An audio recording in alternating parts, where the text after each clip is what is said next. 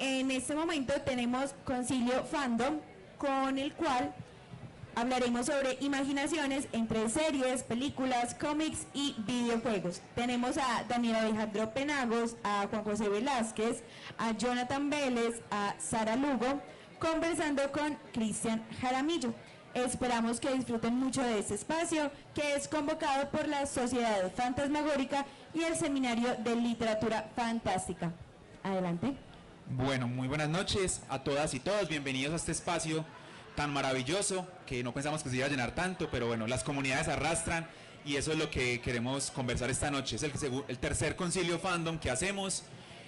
Vamos a hablar en esta ocasión de fantasmas y aparecidos en cada uno de los invitados que hay aquí, expertos y con sus comunidades y que tienen una mirada completamente diferente. Voy a tratar de moderar para que, pues como dejar que ustedes hablen porque son los que conocen de cada cosa. Pero al principio, para que empecemos, porque hay gente que no se conoce, entonces es un concilio, así como en el concilio de Elrond tenían que conocerse todos, ¿cierto? No sé si otros concilios no sé, en la literatura vikinga o algo, pero me acordé de ese.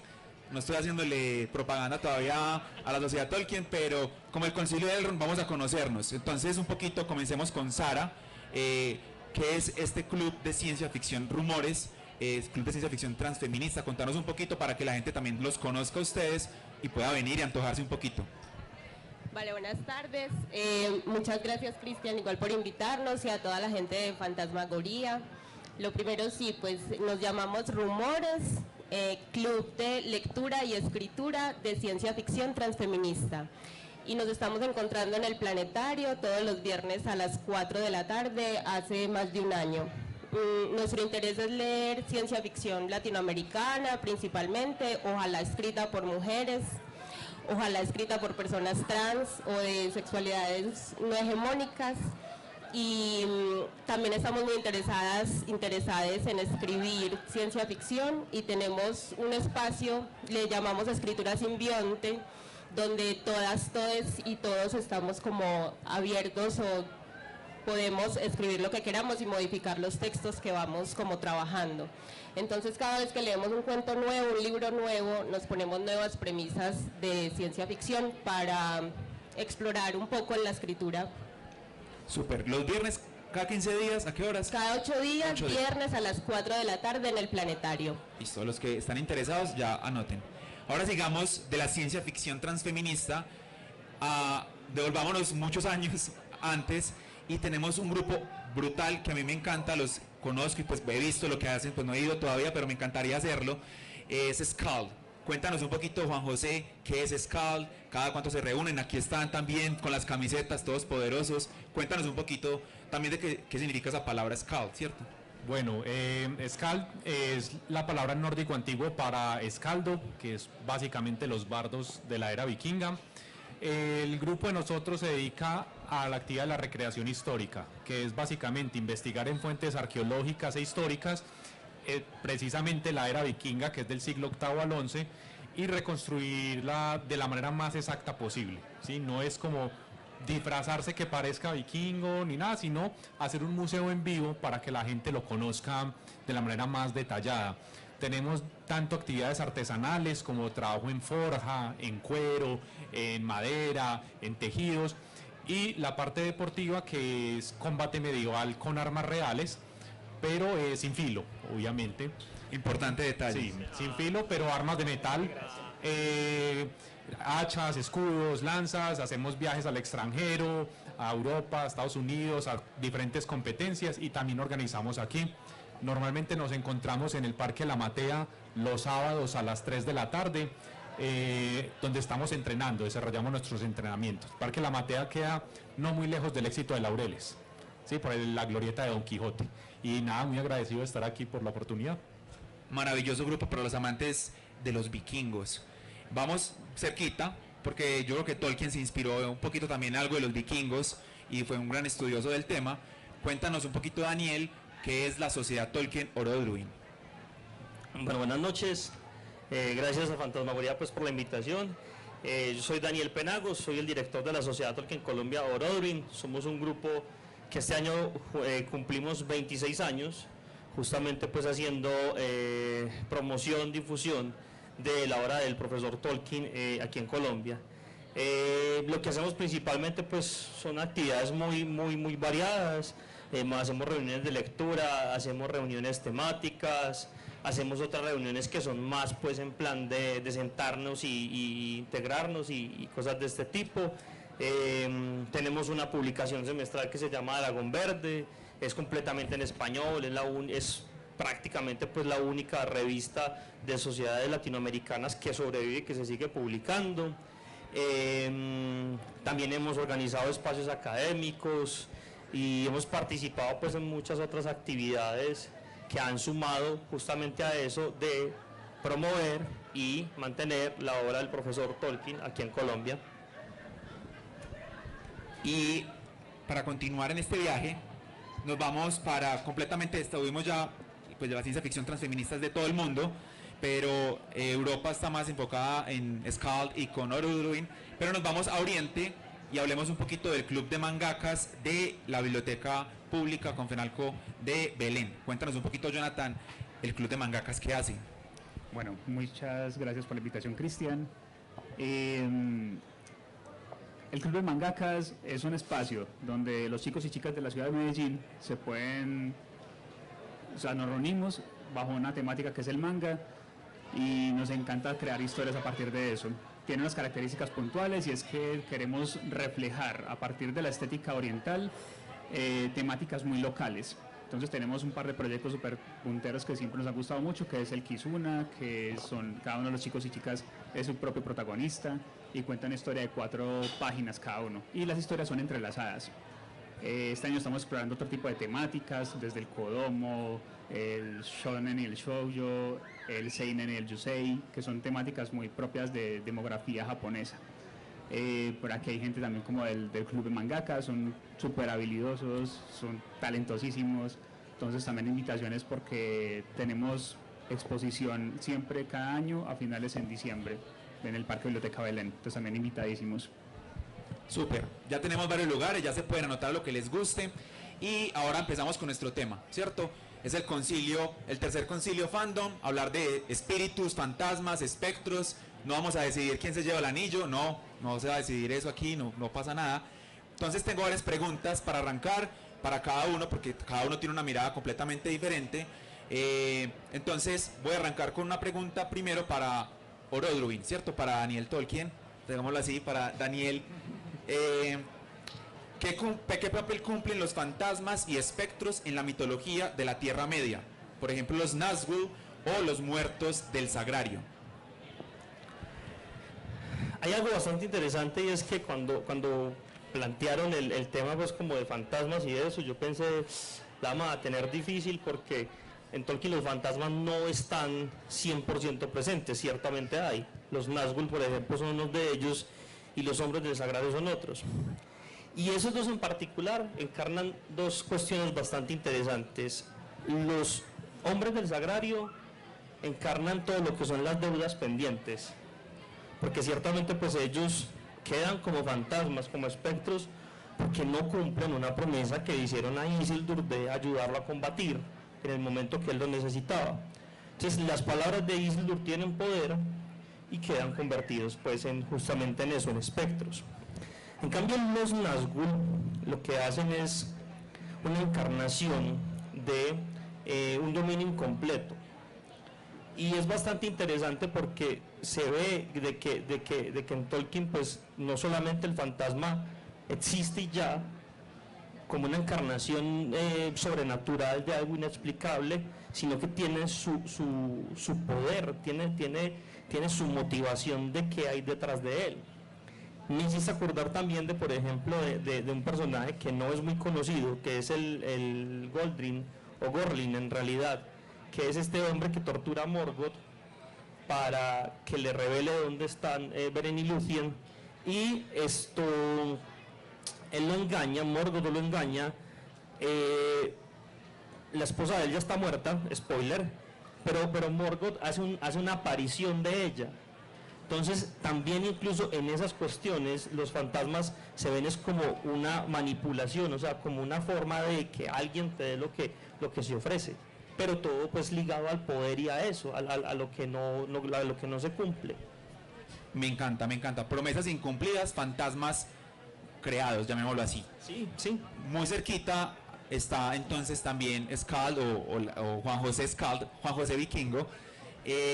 ¿Cómo se representaban esos fantasmas o aparecidos en las sagas nórdicas?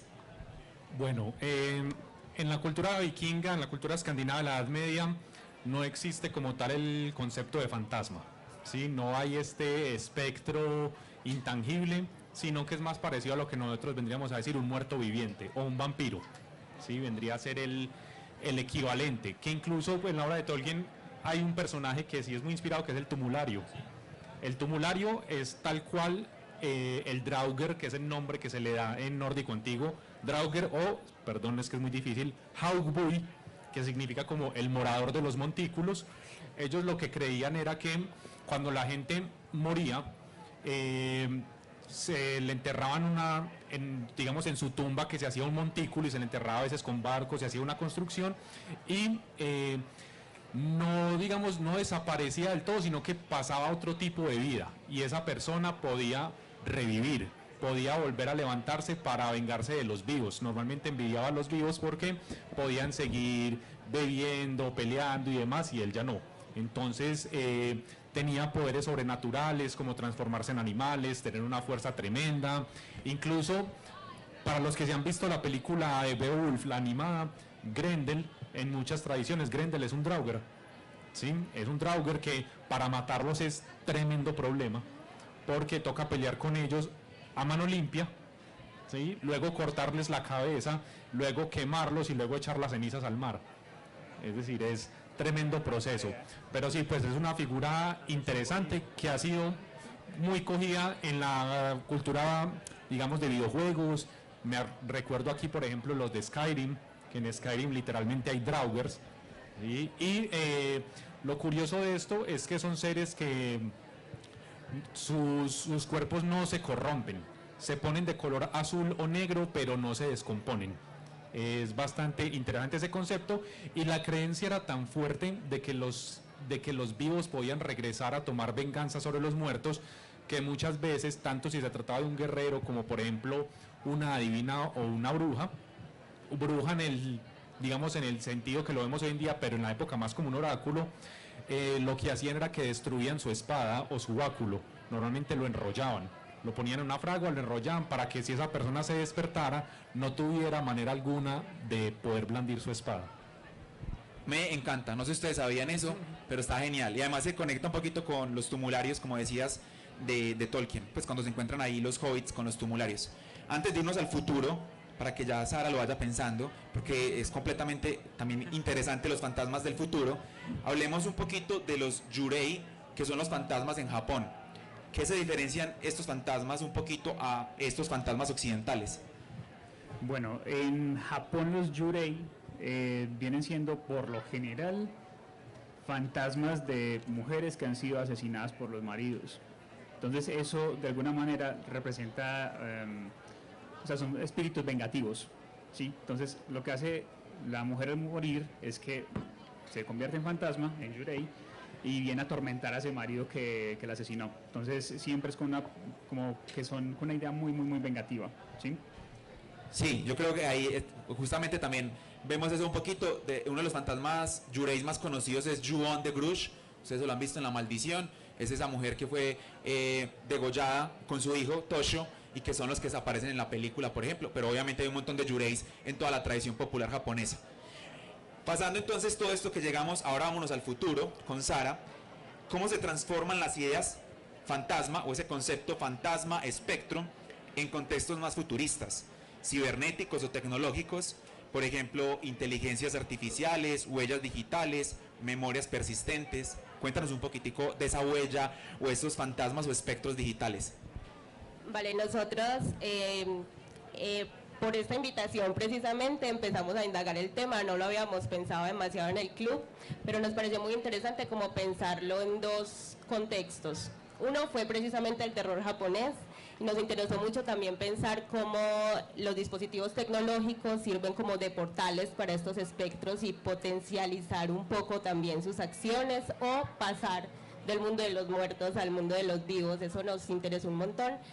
Y también pensamos mucho en qué momento el conocimiento científico dejó de pensar lo intangible. Entonces nos devolvimos un poco como a estudiar a Schopenhauer y el tema del vitalismo y a entender entonces por qué la ciencia ficción sí tendrá o no que ver con esta explicación de los espectros, los fantasmas y etcétera. Evidentemente, pues la inteligencia artificial se convierte a veces en un fantasma de la máquina, lo han mencionado así, y también es interesante como pensar por qué puede ser un lugar siniestro, o sea, qué es lo que nos asusta o qué es lo que nos pone ahí en jaque cuando este tipo de, podríamos decir, seres inanimados e incorpóreos se están como materializando en unos entes autónomos que pueden tener como cierta acción en nuestras vidas. Y no sé, podríamos pensar en GER, podríamos pensar en la inteligencia artificial de 2001, y también pensamos mucho como en los ansibles y en estas formas de conexión, hiperconexión, que podría controlar también un montón de propuestas que están en nuestra realidad. Súper, yo creo que ahí se va conectando como todo. Yo le tengo mucho miedo a esos fantasmas o espectros digitales. Siento que los virus como tal son esos monstruos o espectros que están ahí pendientes. O hay una cosa del cine, pues que de fantasmagoría pues también lo hemos conversado, es cuando vemos películas del 1920 estamos viendo películas de fantasmas porque ya están todos muertos. Y es algo también muy miedoso también, que yo detesto las risas enlatadas, las sitcom me dan mucha rabia, tengo que hacer terapia con eso, pero me puse a pensar una vez que las sitcom, pues bien más viejitas, son risas enlatadas. O sea, las risas, cuando ponen las risas que uno en el programa de televisión, es gente muerta que se está riendo. O sea, son risas de muertos, fantasmas de la comedia. Entonces me parece una cosa bien, no sé si interesante, pero bien rara. Pero sigamos entonces con nuestro concilio preguntándonos sobre los fantasmas y espectros en todas nuestras sagas, en todo lo que nos gusta y nos apasiona. Daniel, ¿cómo podemos leer esas presencias, pues las podemos leer, esas presencias espectrales en Tolkien, como, yo lo pongo aquí, como poderes corruptores o la imposibilidad de soltar el pasado? Porque tú nos decías ahorita que era que estaban amarrados por una alianza, ¿cierto? Por una promesa que le hicieron a Isildur. Y eso lo vemos en el libro, es mucho mejor porque es que en la película, ¿cierto? Rompen el pacto y van y acaban con todo el mundo y bueno, uno queda como, ay, bueno, sí, los fantasmas salvaron la patria. Cuéntanos un poquito más desde el libro como tal. Sí, de hecho, pues sí o sí, los fantasmas en Tolkien son metáfora del poder. Y hay dos vertientes bastante interesantes, y es, primero, que en los Nazgûl es poder corrupto, porque pues justamente son fantasmas que son inclusive hasta incorpóreos, o sea, porque son antiguos reyes humanos que le vendieron su vida a Sauron y él pues los corrompió, los enajena por completo de su ser, de su cuerpo, solamente quedan los espíritus para controlarlos. Entonces eso es, si lo vemos solamente desde el punto de vista del poder corrupto, esa es la encarnación firme y sí o sí del tema. Por otro lado está el tema de los muertos del sagrario, que los muertos del sagrario entonces es donde viene el tema de lo que encarnan, es justamente esa promesa no cumplida. Pero esa promesa no cumplida tiene dos cuestiones bastante interesantes, y es que primero se vuelve una profecía, porque entonces cuando llegue el verdadero descendiente de Isildur, él los va a poder liberar, y cuando los libere ellos van a tener una redención. Entonces cuando tengan esa redención van a poder finalmente descansar. Es algo que no tienen los Nazgûl, porque los Nazgûl se pueden derrotar. Eowyn derrotó a uno ciertamente, pues no es spoiler, pero no descansan, o sea, no tienen eso, que es finalmente pues algo de que finalmente es lo que Aragorn les dice a ellos, pues que finalmente encuentran lo que ustedes alguna vez quisieron. Entonces Tolkien lo deja muy en claro, y es algo pues que inclusive no se ve en la versión cinematográfica, pero sí están las versiones extendidas, de cómo inclusive en los libros es de cómo ese ejército de muertos va detrás y va depurando y va haciendo todas las cosas, pues, y va liberando el pueblo. Y también es lo que les estaba diciendo, ese llamado de que ya hay un rey entre nosotros. ¿Por qué? Porque los muertos están peleando por él y con él. Poderoso. Eso está bien interesante. Sí, sí. De hecho, pues, poder, fantasmas. Y me voy a ir directamente con Sara, porque me interesa mucho también eso del fantasma y el poder, y pensar el espectro como una figura política. Voces y cuerpos que regresan porque fueron marginados y olvidados. Me parece muy interesante esto, porque ustedes es un club de ciencia ficción transfeminista, que también hablan del cuerpo, de los géneros, de la periferia. Cuéntanos un poquitico si esos espectros tienen que ver con eso. Yo creo que también podríamos rescatar un análisis que con una tesis de uno de los estudiantes que está aquí hemos trabajado, y es el tema de lo monstruoso. Cuando intentamos como hacer ese tipo de figuraciones, ya sea lo monstruoso, lo fantasmagórico, pues también estamos poniendo de manifiesto o intentando materializar nuestros temores, nuestras preocupaciones. Entonces han habido momentos históricos en los que han servido como para moralizar un poco y para volver a traer a la norma los cuerpos, las personas, pero también cuando se empieza a hacer desde el margen, se proponen otros lugares que permiten como más las fisuras, o incluso proponer que quien crea los monstruos son las instituciones que también están como proponiendo una norma específica. Entonces hay ya una institución monstruosa que crea monstruos, entonces nos interesa mucho también esa figura para entender cómo vamos mostrando esa nueva configuración también, o esa problematización de las instituciones y lo normativo. No nos queda ninguna fuente escrita por vikingos. ¿De qué nos quedan? Son de sus descendientes, que normalmente ya eran cristianizados 200, 300, 400 años después. Entonces es muy posible que muchas de las cosas que están expresando o que supuestamente creían o sucedían en la era vikinga, realmente es la interpretación que una gente cristiana hace de ellos. Los vikingos efectivamente, pues por lo que nos quedan de los relatos, las historias, sí creían en, digamos, en una vida después de la vida, dependiendo de cómo te habías portado. El más famoso de todos los destinos es el Valhalla. Sí, el Valhalla, que es el salón de los guerreros caídos que caían en combate y habían sido seleccionados por Odín para pelear en el Ragnarok, la pelea del fin de los tiempos. Sin embargo, también hay otro montón de lugares de descanso de los muertos, incluido el Hel, ¿sí? Que la misma palabra, pues no es, que es difícil a veces uno hacerse ideas de inframundos que no sean lugares de sufrimiento, ¿sí? No como los griegos o los romanos, es decir, ellos están en el inframundo, pero el inframundo no necesariamente es un lugar malo o tenebroso, simplemente es un lugar más. Porque, digamos, ¿y qué personificaban y demás? Es complicado porque como las fuentes son tan fragmentarias, muchas veces lo que tratan de hacer, hay una causa por la que sí normalmente se levantan los muertos muy, digamos, muy seguido, y es cuando tratan de saquear sus tumbas.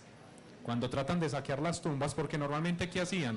Las familias enterraban a sus parientes, enterraban a sus esposos, padres, hermanos, incluso las mujeres, porque a veces enterraban, por ejemplo, hay una figura que se manifiesta también en la leyenda de Beowulf y Grendel, que enterraban a la madre con el hijo, y la madre se convertía en un monstruo más poderoso que el hijo incluso. Entonces, cuando la gente entraba a saquear las tumbas, que estaban llenas de espadas, de armaduras y demás, el muerto, digamos que se despertaba para defender su posesión, y se despertaba con unos poderes gigantescos, porque no es como, es decir, yo creo que el estereotipo del muerto viviente tipo zombie, lento, medio idiota, eso ya es muy posterior. Aquí ellos eran gigantes, se podían transformar en animales, podían traspasar las paredes. Entonces hacen eso como para defender el orgullo de su propiedad, porque es una sociedad politeísta en la que se creía que la gente viajaba a los otros mundos con lo que se llevan en vida. ¿Sí? Por eso precisamente los enterraban en barcos, que los enterraban, es decir, la imagen del barco vikingo quemándose no es real, ¿cierto? Porque era demasiado preciado para quemarlo. Hacían algo que es más majestuoso todavía, que es enterrar el barco, ¿sí? Por eso se arma el montículo.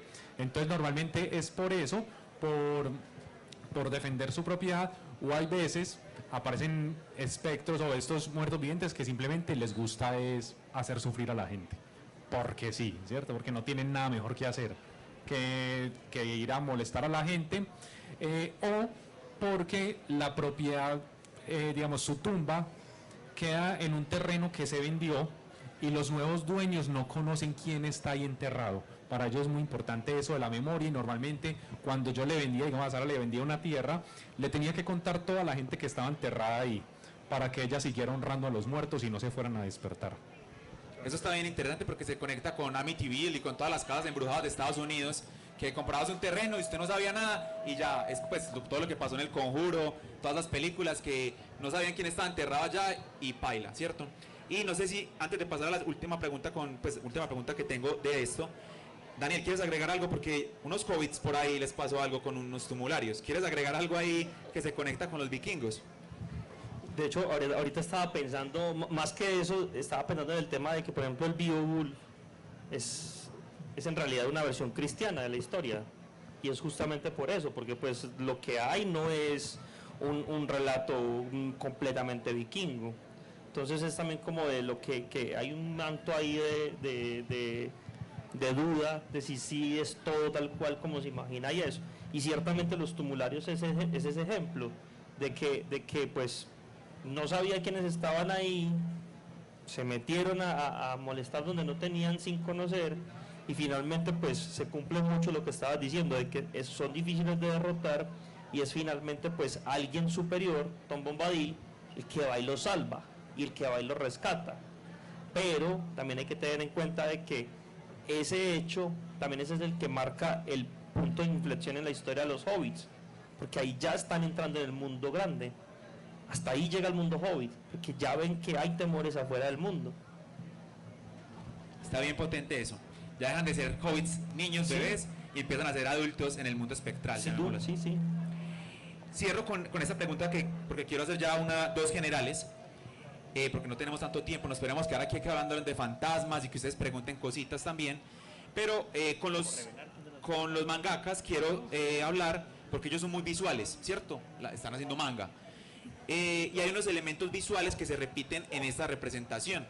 Cuéntanos un poquito, por ejemplo, el cabello largo, la flotación, los ojos vacíos. ¿Qué crees que simbolizan también en el mundo del mangaka esos elementos que están tan caracterizados?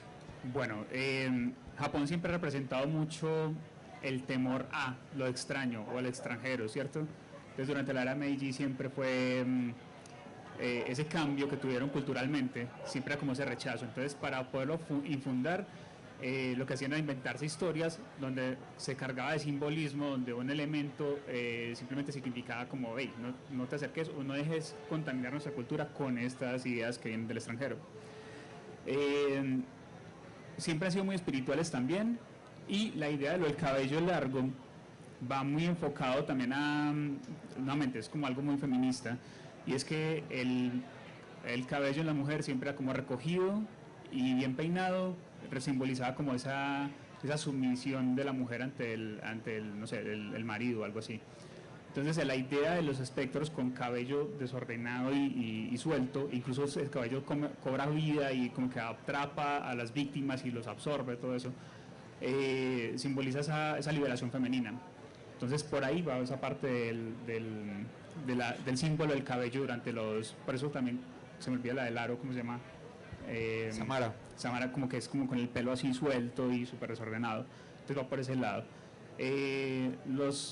Durante la era Meiji también empiezan a haber mucho, los ritos funerarios tenían túnicas blancas y con una especie de triangulito de papel encima, pues como en la frente, y eso es lo que empiezan a hacer los fantasmas. O sea, los yurei empiezan a tener esa idea de flotación a partir de esa simbología como con los muertos y todo esto. Bueno, bien bacano, pues como todas las temáticas que hay alrededor. Porque quiero también dejarles a ustedes espacio de las preguntas. Quiero hacer una pregunta general y que todos me respondan desde su mirada, pues puede ser personal o desde la ciencia ficción, desde lo vikingo, desde Tolkien o desde el mundo japonés o de mangakas. ¿por qué necesitamos o por qué seguimos necesitando fantasmas hoy? ¿Por qué creen ustedes que la figura del fantasma está tan presente? No sé, o sea, puede ser desde la obra que hayan leído o desde de la comunidad que tienen. No tienen que decirme, ay, los fantasmas no existen porque tal cosa. Pues también lo puede responder así. Pero quiero es que conversemos de esa figura del fantasma, ¿por qué sigue tan presente en la actualidad? Porque todavía creemos en fantasmas, si es que creen, pues. Entonces, no sé quién quiera empezar. O fue una pregunta, no, eso estaba también en nuestra preparación. Eso está en el libreto. Sino que yo sé que es más reflexiva, existencialista. Pero hablemos de eso. ¿Por qué esa necesidad de que existan fantasmas, ya sea en la obra literaria que ustedes han leído o en su vida también? Si nos quieren contar. Hágale, Juan José. Bueno,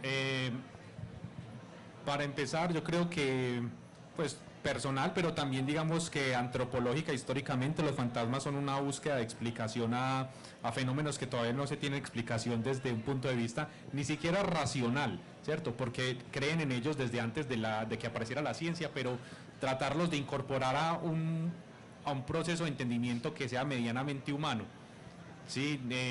Que básicamente eso hacen las mitologías, tratar de explicar lo que no entienden contando una historia. Y yo también creo que hace parte de muchas veces, lo veo pues tanto en cosas de ciencia ficción como en la obra de Tolkien y manga, es como para, que lo mencionabas tú propiamente, para manifestar la extrañeza sobre conceptos que se salen de lo común o para romper muchas veces esos marcos, digamos, normativos. Normalmente son estos espectros, esos monstruos los que transgreden cosas que normalmente son convenciones sociales, que llevan hace mucho tiempo diferentes convenciones sociales y que digamos que, como todos sabemos, toda sociedad necesita depurar eso de una manera medianamente sana, ¿sí? Medianamente sana, porque si no, eso empieza a guardarse y estalla. Entonces, ¿cómo lo manifiestan? De esta forma, porque claro, es más bonito hablar de un fantasma que se roba a los niños que hablar de un vecino que es el que se los roba, ¿sí? Entonces, son, digamos, figuras literarias que se crean también para hablar de comportamientos que terminan siendo punibles o mal vistos dentro de la sociedad. Quisiera... Jonathan, adelante. Ya se inspiraron, ahora sí. Ya la pensamos. Sí, ya la pensaron. Él tenía que Necesitan el impulso, pues. Muy bien, Jonathan. Bueno, lo que pasa es que me hiciste caer en cuenta de algo, y es que para la Edad Media y todo esto, como que las historias se contaban a partir del temor a lo desconocido y para prevenir que hayan accidentes. Entonces, todo lo que son las obras de los hermanos Grimm, por ejemplo, que era tradición oral, ellos decían mucho lo de no se vaya para el bosque porque allá está el peligro, y era para que los niños no se fueran a caer o perderse en el bosque. Era más por prevención, pero la idea empieza a desarrollarse. Hoy en día como que no se pretende tanto la prevención, aunque sí está detrás esa idea de seguir preveniendo esto. Por ejemplo, lo que hacía ahorita con Japón, ellos siempre era como el rechazo a lo extraño, de lo que viene de afuera, ellos son muy conservadores, ¿sí? En este caso, creo que es que hoy en día nos presta esa fascinación del terror, o sea, nos gusta asustarnos, vamos a cine a ver películas de terror. Entonces, por ese lado es como lo del... que sí, me parece importantísimo que siga pasando. Una cosita ahí pequeña, que claro, lo que tú dices, no hay nada más poderoso, y los seres humanos nos encanta eso, las historias, ¿sí? A un niño no le va a ir a explicar que si se va al bosque se lo come el lobo porque el lobo es carnívoro y no hay presas, entonces busca al niño, nada, ¿cierto? Le dices que hay una bruja, un hombre lobo, y a la gente le empieza a contar eso. A fin de cuentas, las historias es lo que nos vuelven humanos. Eso está bien poderoso. Las historias son lo que nos vuelve humanos, muy potente. Sara, vamos contigo, a ver qué... Voy a traer eso igual al terreno y a la última pregunta que nos ibas a hacer. No sé si me voy a adelantar, pero creo que igual pensar en lo liminal, en eso no binario, en eso que se queda entre lo vivo y lo muerto, en eso que se queda entre lo artificial y lo natural, o sea, desarmar también como esos lugares dicotómicos, para eso también nos sirven ese tipo de figuraciones, entonces creo que por eso siguen siendo importantes. Yo estaba pensando acá que en realidad los fantasmas todavía existen entre nosotros, es por una necesidad de contar historias, ciertamente, pero también de una necesidad de no olvidar, y de que muy en la misma línea lo que dice Guillermo del Toro, hay que recordar muchas cosas. Tristemente, pues en un país como Colombia, pues que convulsiona cada 2 por 3, los fantasmas que nos quedan pues siempre son debido al horror. Nunca, como vos decís, pues nunca hay un fantasma que ría y que nos recuerde cosas bonitas. Ciertamente pues alguno de los acá presentes tendrá un fantasma que le dé buenos recuerdos, ciertamente, pero los fantasmas existen. Gasparín. Sí, bueno, listo, el primero para todos. pero sí o sí los fantasmas existen es para recordar y para enseñar. Y ese es el caso pues como de nuevo, los cuentos de hadas, no se meta al bosque, o incluso pues de nuevo, los muertos del sagrario. O sea, si usted tiene una promesa, cúmplala, porque pues, si no la cumple puede tardar en cumplirla 700 años, y usted verá que hace 700 años. Y yo creo que en general también en todas las culturas han sido como una advertencia. En la cultura también católica o cristiana es el fantasma el que llega después de la muerte y pide un Padre Nuestro o una misa para decir, hey, porque no descanso en paz. Y en las culturas japonesas obviamente no pide un Padre Nuestro, pero sí pide venganza, ¿cierto? Y esa mujer vengativa te corta los pies o te corta la cabeza, etcétera. Hay una frase bien interesante que también tenía por acá anotada, que quiero con esa mencionárselas y escuchar sus opiniones frente a eso, y ya dejamos alguna pregunta. Hay una escritora de terror muy interesante que me gusta mucho y yo creo que ya todos la conocen, se llama Mariana Enríquez, escribe terror, es argentina, bueno, todo el mundo ya está en boca de todo el mundo. Ella tiene una frase que la escribió para Argentina, pues la voy a parafrasear un poquito, pero se aplica perfectamente para Colombia. Y ella dice, el terror siempre es político, en un país que creó fantasmas como política de Estado. ¿Qué opinan ustedes también de esa mirada política y pues que tiene el terror frente al fantasma? Si son esos fantasmas también como esos fantasmas que se crean en una política de Estado. Es que yo creo en realidad que no solo el terror, sino todo el género de lo fantástico es político. No sé por qué últimamente se nos ha metido a la cabeza de que la ciencia ficción o el fantasy no puedan hacer denuncias políticas ni sociales, porque no sé qué están leyendo, piensan que no es del género. Entonces piensan que, por ejemplo, el fantasy es solamente estructurar un sistema de magia, poner dragones y ya. Cuando pues vos mencionás a Enríquez, pero también estaba una misma Ursula K. Le Guin donde decía que pues es que la naturaleza de contar historias es reflejar las cosas que nos parecen naturales a la humanidad, pero que no lo son naturales. Entonces, de que haya fantasmas y de que haya cabida los fantasmas en estos géneros, pues es necesario, justamente por eso, porque pues de nuevo una sociedad como Colombia genera fantasmas cada 2 por 3. Y si se enajena todo este tema, ¿qué va a pasar mañana? O si se enajena los conflictos que están pasando en otras partes del mundo, van a quedar muchos fantasmas, pero ¿quién va a contar las historias de esos fantasmas? Yo creería que, o sea, es que me acordé de algo que dijiste, como conectando con lo de Argentina, y la idea de lo que es el Eternauta. O sea, todo es ciencia ficción, se genera un terror a partir de, pero todo simbolismo. Siempre es algo que te lo muestra de una manera como muy bonita para que la gente le llame la atención, pero si uno analiza cada temática, hay un detrás de, o sea, o de dónde sale esa idea. En el Eternauta pasa lo de esa dictadura, entonces todo lo transforman esa niebla que desaparece pues a la sociedad, ¿sí? que de alguna manera es secuestro o desapariciones desde la parte política. Que de hecho el autor lo desaparecieron, pues no se sabían que a Austenfield hasta la fecha lo desaparecieron, y a sus hijas también, que de hecho están en embarazo. Bueno, terrible lo que pasó y quedó como un fantasma en la historia del cómic argentino.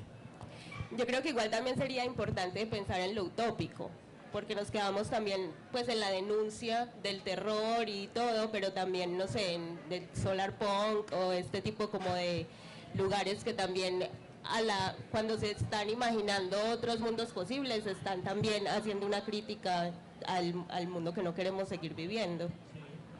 Sí, me gusta también esa otra mirada que es más positiva, que tú, como dices, es más utópica porque es más imposible. De hecho, una vez estamos conversando y es muy difícil escribir una utopía, porque pues que todo sea perfecto, hay algo raro, ¿cierto? Cuando todo es tan perfecto, termina siendo una distopía por allá. Vuelve siniestro ahí también se expresa. Exacto.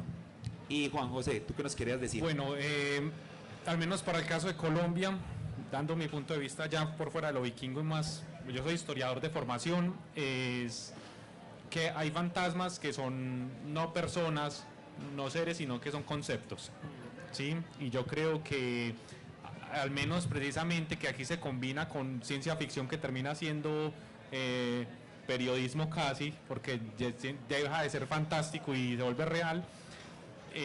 Colombia es un país que adolece de muchos fantasmas conceptuales, ¿sí? Eso se riega ahí, como recuerdo, pues es muy famoso y no tiene nada que ver con la tendencia política, pero como empieza Marx de un fantasma recorre Europa, el fantasma del comunismo, ¿sí? Entonces en Colombia también, el fantasma de la izquierda, el fantasma de la derecha, el fantasma de tal cosa, y son conceptos que se crean para atemorizar a la gente, pero que finalmente terminan siendo muchas veces niebla, humo, ¿sí? Cuando uno los disipa, pero no quiere decir que porque sea niebla, humo, no maten gente, ¿sí? No roben, no hagan cosas, terminan siendo esos fantasmas impersonificados, es decir, que no tienen ninguna personificación en alguien puntualmente, sino que son una idea etérea, los que terminan siendo incluso más peligrosos.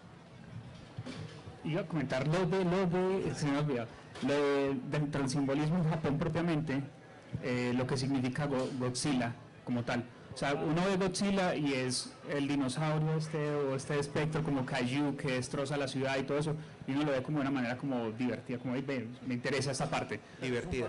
Pero sí, no, y no tanto, es como, sí, porque es desde la parte de los conceptos.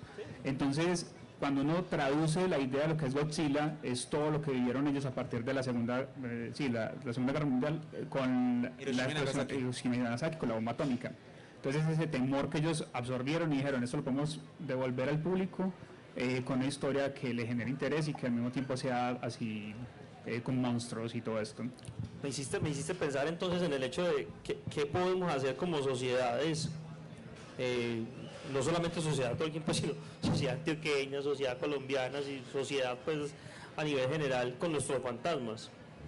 Que pues uno de esos ejemplos bastante interesantes es justamente lo que hizo Japón con Godzilla. Pues un terror, un horror. Hay una película. Calcado, pues hecho carne, y cómo lo devolvemos y qué hacemos con él. Y qué hemos hecho entonces nosotros con nuestros fantasmas. Entonces, de pronto la historia tendrá algo que decir sobre eso. Es que hay una película que no recuerdo si se llama La Bruja o El Páramo. Sí, El Páramo.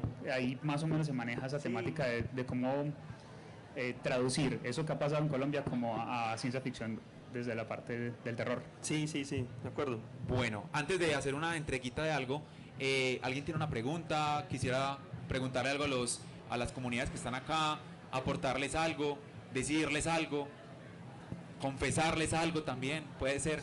¿Quién quiere confesar que es un fantasma? No sé. Si alguien aquí es un fantasma. Apenas Íbamos a traer una tabla ouija, pero no nos dejaron. Íbamos a poner una tabla ouija aquí, pero no nos dejaron, que pronto eso empezaba a moverse, que no sé qué, pero bueno. Antes de partir, de irnos, como este concilio hace parte del seminario de literatura fantástica que estamos haciendo, que de hecho ya va a estar pronto las memorias, enviaremos a las personas que participaron, y en el sitio web, en YouTube vamos a subir todas las conferencias para que las miren. De hecho también estuvo Sara, Daniel también estuvo ahí, Santiago está por allí también del club, hicieron unas ponencias bien potentes sobre el tema.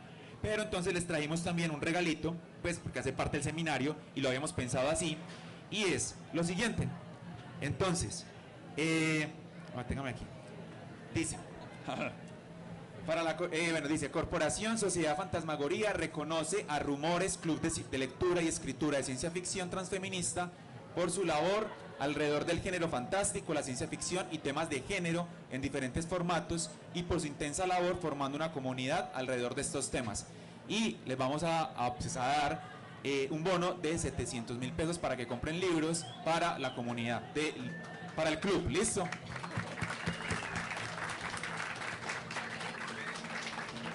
Ya después cuadramos la parte logística del bono, pero ya sabe que tienen platica para comprar libritos. Lo mismo, voy a ponerme de pie para que sea más solemne. La Corporación Sociedad Fantasmagoría reconoce a Skald, Recreación Histórica, por su labor alrededor del género fantástico, la mitología, la cultura y el folclore vikingo en diferentes formatos, y por su intensa labor formando una comunidad alrededor de estos temas. Entonces también un bono para que compren libritos. Yo sé que no es mucho, pero es con mucho cariño, para que lean cositas.